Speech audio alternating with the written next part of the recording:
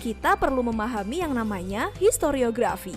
Dalam bahasa Yunani, kata historiografi berasal dari kata historia, yang berarti sejarah, dan grafia yang artinya penulisan. Singkatnya, historiografi ini adalah penulisan sejarah.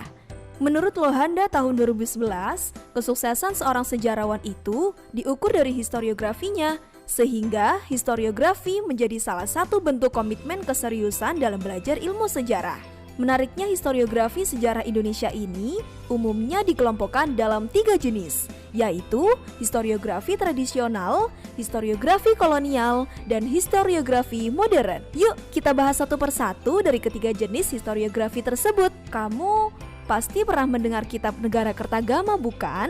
Yap, kitab yang ditulis oleh Mpu Prapanca pada zaman Keraton Majapahit ini merupakan salah satu contoh dari historiografi tradisional. Historiografi tradisional merupakan tulisan sejarah dari masa kerajaan Hindu-Buddha hingga masuknya Islam di Indonesia.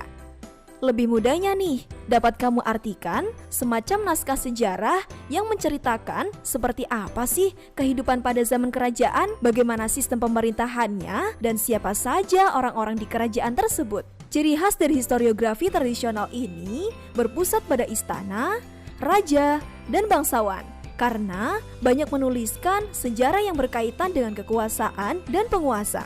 Kemudian, pasti kamu tidak asing juga nih dengan buku karya Thomas Stamford Raffles dengan judulnya The History of Java ini, bukan? Nah, buku ini merupakan salah satu contoh dari historiografi kolonial. Historiografi kolonial ini merupakan tulisan sejarah dari masa kolonial. Adapun ciri khas dari historiografi kolonial ini berupa Eropa sentris yang memusatkan pada tulisan sejarah tentang berbagai bangsa Eropa yang pernah singgah dan bahkan berkuasa di Nusantara. Dan yang terakhir, jika penulisan sejarah yang menempatkan rakyat Indonesia sebagai pelaku sejarah dari sejarahnya sendiri dengan menerapkan studi kritis ini, kamu bisa menyebutnya dengan historiografi modern. Ciri khas dari historiografi ini adalah Indonesia sentris. Contohnya berupa buku berjudul Pemberontakan Petani Banten tahun 1888 karya Sartono Kartodirjo. Wah, ternyata asik juga ya belajar sejarah itu.